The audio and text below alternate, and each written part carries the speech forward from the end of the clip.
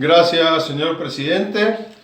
Voy a ser el miembro informante del proyecto de promoción de la Ley de Economía del Conocimiento, y para comenzar quiero contar dos historias de la década del 90. Por esos años, un funcionario del gobierno provincial de Mendoza mantuvo una reunión con un importante directivo de Microsoft y le dijo: vénganse a Mendoza, nosotros tenemos el desierto de la Valle, en la creencia de que podríamos generar un valle del silicio como el Silicon Valley que tienen en California. El directivo de Microsoft le dijo a este funcionario: mire, no tenemos previsto sacar localizaciones de nuestra empresa, pero podríamos explorar la posibilidad de generar un centro de traducción para nuestros programas como el Encarta, Excel, Word, etc. Bueno, este funcionario no entendió la dimensión de lo que se trataba y Mendoza se perdió en ese momento de incorporarse a los centros de traducción en español para todo el software de esta compañía. En paralelo, por esos años, en la provincia de Córdoba, el gobernador de la Sota recibió a directivos de la empresa Motorola y luego a los de la empresa Intel y desarrolló toda una política de entendimiento de qué se necesitaba para desarrollar y para instalar estas inversiones. Y pasados 20 años, Intel siguió, Motorola hoy no está en Córdoba porque desarmó su operación, pero generó un ecosistema robusto de capital humano que permitió lograr el entramado de empresas que hoy en Córdoba están desarrollando economía del conocimiento. Estas dos historias yo las traigo a colación para explicar lo que significa tener real noción, cabal conocimiento de una dinámica propia de un sector tan especializado como lo es la economía del conocimiento. Y estas leyes que vienen a esta legislatura son fruto de un equipo que entiende, que sabe y que además ha tenido interacción, diálogo y comprensión con el sector para entender cuáles son sus necesidades y cuáles son las potencialidades para poder generar mayor empleo y mayor actividad económica. La economía del conocimiento es aquella economía que podríamos decir es donde funciona más la mente que la mano. Y si bien se inició en aquellas actividades vinculadas con la informática, el software, los servicios digitales, a la economía del conocimiento se le agregan servicios intangibles donde están desde la robótica, la nanotecnología, la Internet de las cosas, inteligencia artificial, la geología, prospección geológica, servicios profesionales que puedan ser brindados exportándolos como servicios jurídicos, contables, de arquitectura, de recursos humanos, de psicología inclusive, y todo lo que está vinculado con lo que se llama industrias creativas, industrias naranjas y producción audiovisual. Este sector recibió por parte de la dirigencia política y sobre todo en la presidencia de Néstor Kirchner, primero tuvo una ley que fue la denominada ley de software, pero con el devenir de la actividad económica, el sector fue creciendo de software e informática a economía del conocimiento, y una muy buena ley dictada en el gobierno de Néstor Kirchner llega en el gobierno de Mauricio Macri y incorpora estos beneficios y estas muy buenas políticas que habían tenido a estos otros nuevos sectores intangibles que ya no se vinculan exactamente y solamente con la programación y con el software. Para tener una dimensión de lo que significa la economía del conocimiento en la Argentina, estamos hablando de aproximadamente unos 600.000 puestos de trabajo en blanco registrados, de los cuales hay 430.000 en forma directa dentro de estas actividades. Esto representa exportaciones por más de 6.300 millones de dólares y el año pasado se constituyeron en el tercer sector exportador de divisas de la Argentina, detrás del complejo agroindustrial y detrás de la industria automotriz. En este año de pandemia, debido a las bajas ventas de la industria automotriz. Hoy la industria del conocimiento es el segundo exportador de la Argentina, en una Argentina necesitada de dólares imperiosamente. Y en Mendoza, este sector representa aproximadamente unos 13.000 puestos de trabajo, que, como señalaron anteriormente algunos de los diputados preopinantes, son puestos de trabajo de calidad, con una remuneración de un 30 a un 40% superior a cualquier otro tipo de puestos de trabajo. Y de esos 13.000, hay 3.000 directamente vinculados con desarrollo de programación y software. Esto aproximadamente impacta en unas 1.600 empresas, de las cuales 300 están vinculadas con estas actividades de programación. Y en 2019, en un contexto en el que se destruyeron puestos de trabajo, la industria de la economía del conocimiento en Mendoza generó 1.000 puestos genuinos de trabajo y podría hoy estar generando muchos más. En este contexto, esta ley de promoción de la economía del conocimiento significa en la provincia de Mendoza tomar como parangón esta ley nacional de la que yo hacía referencia y a la que me voy a referir ahora con un poco más de detalle. ¿Por qué?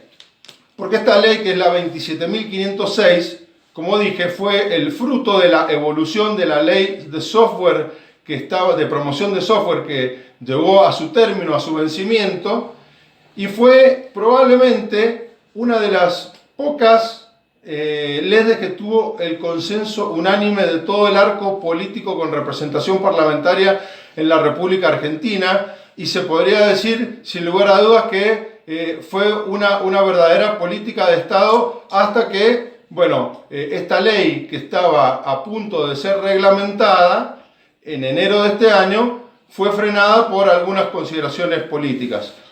En concreto, el proyecto de ley de promoción de economía de conocimiento en Mendoza se apalanca y se basa en tomar los lineamientos que tiene la ley nacional, porque la ley nacional invita a todas las provincias a adherirse a ese régimen de promoción. Entonces tengo que explicar un poco de qué se tratan estos beneficios que la ley nacional da al sector. En primer lugar, ¿quiénes son los que van a poder ser sujetos de este tipo de actividades? Bueno, todas aquellas actividades que yo mencioné anteriormente, que son las que están específicamente promovidas: software, ingeniería, servicios de exportación, audiovisual, robótica, ingeniería, prospección, etcétera, etcétera, y con condicionamientos. Mientras el 70% de la facturación de estas empresas esté vinculada a estas actividades, tengan mejora constante en calidad, inviertan en capacitación de su personal y en I+D, es decir, en investigación y desarrollo, y aparte exporten el fruto de estas actividades promovidas. Los beneficios que se pueden obtener son dos. Uno es una rebaja en el impuesto a las ganancias, y otro que el monto que se da y se paga por contribuciones patronales en cada nuevo puesto de trabajo se puede convertir en un bono fiscal. El tema está que en el gobierno nacional, el ministro Culfas, que tiene una visión de desarrollo y de producción económica, se vio trabado por algunas internas en el elenco presidencial en la coalición de gobierno que hoy está gobernando, y lamentablemente muchos de estos beneficios que apuntaban a dos cuestiones: una, a generar empleo, y la otra, a traer dólares genuinos a una Argentina que, como dije, está ávida y necesitada de los mismos, no van a tener ese efecto por dos motivos. En primer lugar, porque este tipo de bono fiscal que tiene la ley nacional, que hoy se va a votar y se va a aprobar en la Cámara de Diputados de la Nación, convierte en bono fiscal el 70% de lo que se paga en contribuciones patronales de nuevos empleados. Ahora, el problema es que ese bono fiscal no es transferible, tiene una duración de 2 años, prorrogable por una más, y para lo único que se puede utilizar es para compensar con impuestos nacionales, específicamente el IVA. Entonces todos aquellos sectores exportadores no van a poder utilizar a pleno este beneficio porque tiene un tope para ellos, con lo cual desalienta al que quiere exportar y traer dólares. Que además tenemos que decir una cosa, este sector es superavitario en dólares porque al no estar generando importaciones, todo lo que se exporta es producto de nuestra mente, nuestro cerebro, de nuestro valor agregado que generamos con la actividad intangible, con lo cual todo dólar que genera esta industria es genuino y es superavitario. Bueno, lamentablemente por este lado hay un sesgo antiexportador y esto no va a tener el efecto deseado. Pero luego también tiene otro problema, que esta reducción de ganancias, que en un principio en las leyes originales era una reducción de la alícuota, se le bajaba un 15%, ahora se decidió que sea sobre el monto total del impuesto. Y el monto total del impuesto no es lo mismo que rebajar una tasa impositiva, porque ahí entran a jugar cuestiones técnicas como mínimos no imponibles, deducciones, con lo cual el efecto no va a ser el mismo. Y en segundo término, el problema es que no elimina un grave inconveniente que tienen todas las empresas que exportan, que es la doble imposición. Y la doble imposición significa que en determinados países donde están desarrollando su actividad son contribuyentes de impuestos a la renta o a las ganancias, y luego, si no hay un tratado firmado con ese país, la Argentina le vuelve a cobrar impuestos a las ganancias, con lo cual desalienta la exportación. Y esto se da, señor presidente, en el caso, por ejemplo, de Estados Unidos. Como Estados Unidos no le retiene a las empresas argentinas, la mayoría de nuestras exportaciones en esta materia son a ese país.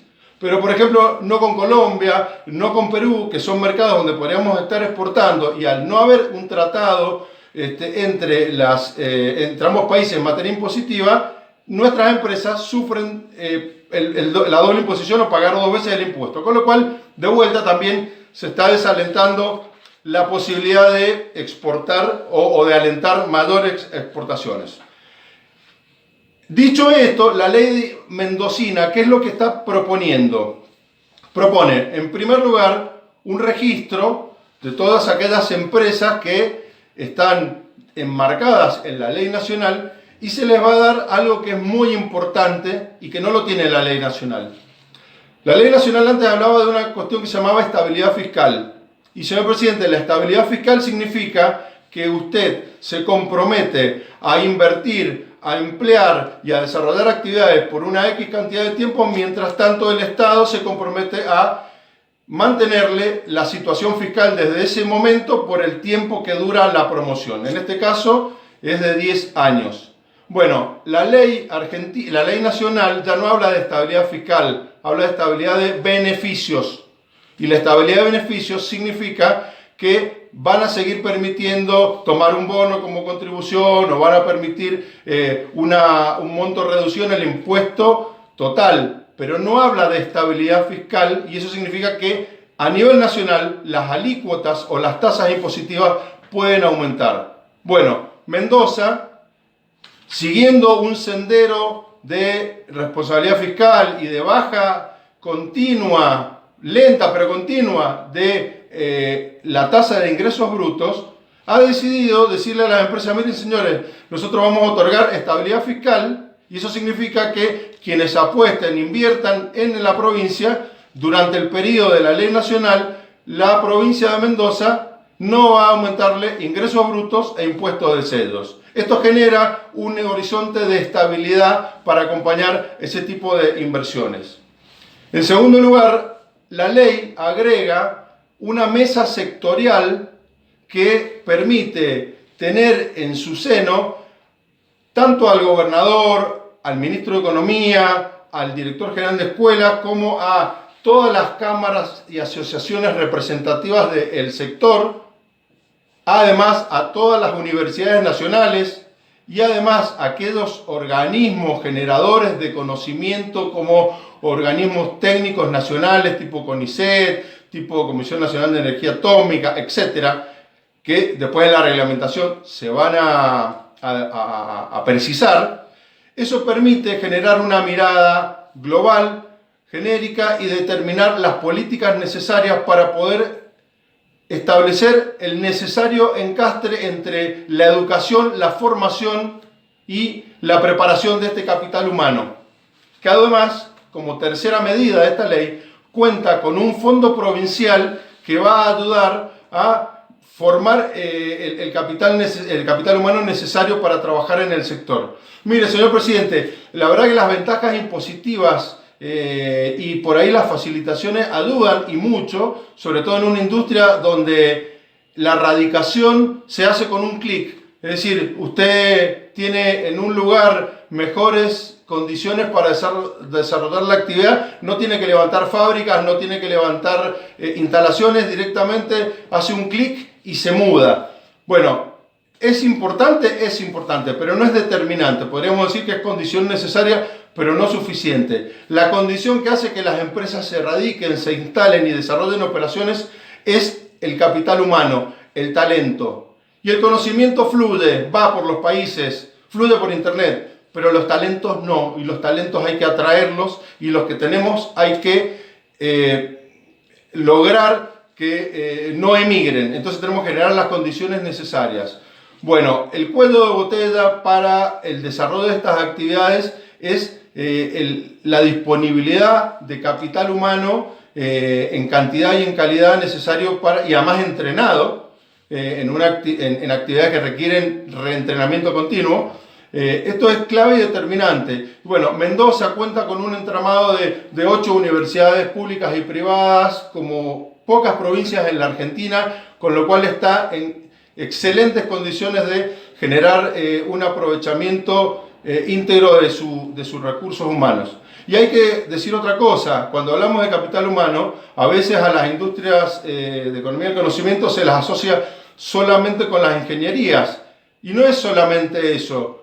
Yo escuché por acá hace minutos algunas expresiones que solamente esto está vinculado con las ingenierías o industrias duras. Sí, es necesario, porque son los que en una cúspide de una pirámide generan servicios, programaciones y desarrollos importantes, pero la industria de la economía del conocimiento y las industrias digitales son inclusivas como pocas actividades, señor presidente. Hoy están apareciendo oficios digitales donde, sin necesidad de pasar por una universidad, hay personas que pueden generar una inclusión laboral efectiva e inclusive grandes desarrollos.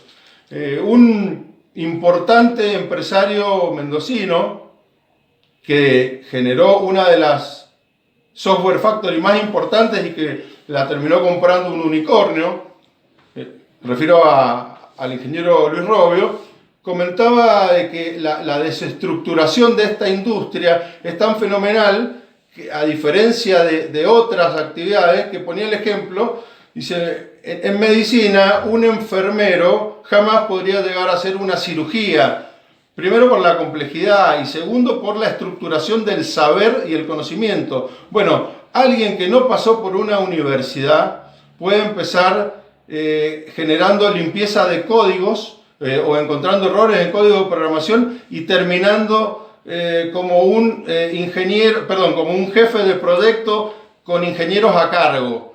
Con lo cual, de vuelta, las posibilidades de inclusión de esta industria son fenomenales.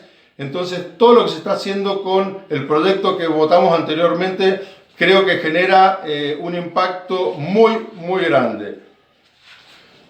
Además, este fondo provincial, ¿cómo se va a formar? Bueno, tiene un aporte inicial de una masa de recursos que vienen de un programa que es el Mendoza Tecnológica. Y acá quiero hacer un parate. El Mendoza Tecnológica es un programa que se desarrolló con una operación de financiamiento externo con el Banco Interamericano de Desarrollo. Y es un programa que se inició en una gestión justicialista. No recuerdo si fue exactamente con el gobernador Jaque o con el gobernador Pérez. Pero como políticas de largo aliento, hoy se está utilizando esos fondos oportunamente tomados y que van a generar un impacto positivo enorme. Con lo cual, en esto también quiero generar una invitación al peronismo para decirle, miren, cuando se solicita financiamiento internacional con organismos como el BID, a condiciones súper ventajosas, con tasas de interés como en ningún otro lugar, con plazos de devolución y aplicados a este tipo de industrias que impactan en la sociedad, bueno, la invitación es que a la negativa que hubo en febrero de aprobar ese endeudamiento, ese financiamiento, ahora vamos a tener la oportunidad dentro de unas semanas con el nuevo presupuesto para colaborar con la economía mendocina y aprobar esa necesidad de financiamiento sobre todo con los proyectos que el Banco Interamericano de Desarrollo tenía y tiene en carpeta con la provincia. Por último, señor presidente, y no me quiero extender más, quiero explicar que tenemos que sacarnos la idea de las empresas grandes y las empresas chicas. Tenemos que terminar con la idea de hacer pobrismo tecnológico y ser culposos para un mercado libre que es grande y tratar de repartir con los chicos. Miren, en el mundo digital y en el mundo de las empresas existe un concepto que es el darwinismo digital. ¿Esto qué significa? Hoy la tasa de evolución y de desaparición de las empresas es absolutamente veloz. Si ustedes toman el elenco de las empresas de los 80, de los 90, van a ver que tenían empresas energéticas, empresas petroleras, algunas empresas vinculadas con automotrices. Si hoy se fijan de las principales empresas de mayor valuación en Estados Unidos, la primera es Apple, la segunda es Microsoft, la tercera es Amazon, la cuarta es Alphabet, que es la corporación dueña de Google, la quinta es un fondo de inversión de este magnate Warren Buffett y la sexta es Facebook. Ninguna petrolera, ninguna automotriz, ninguna energética. Si nos fijamos cuáles son las empresas de mayor market cap o valuación en China, Alibaba y Tencent, ni siquiera las grandes empresas que hacen empresas hidroeléctricas o las mineras chinas. Y si nos fijamos en Latinoamérica, ¿cuál es la empresa de mayor valuación de Latinoamérica? El Mercado Libre. ¿Y saben qué, señor presidente? Nosotros en la Argentina tenemos el orgullo de que tenemos en un panorama global de 488 unicornios, empresas que tienen una valuación de más de 1.000 millones de dólares. La Argentina tiene 5 y hoy nos hemos desayunado con que hay una empresa nueva que Transparent Business, que es una empresa que fomenta el desarrollo colaborativo, el trabajo colaborativo a través del teletrabajo, ha logrado su valuación antes de salir a la bolsa de Estados Unidos de más de 1.000 millones de dólares, y se suma el lote de Globant, de OLX, de Despegar, de Mercado Libre, y pronto hay 2 empresas más que se van a sumar a ese lote, como Ualá, que es una empresa fintech, y también Prisma, que es una empresa de medios de pago de tarjetas de crédito. En México, que tienen 2 unicornios, en Chile, que no tienen unicornios, se preguntan cómo la Argentina genera tantas empresas de tanto valor.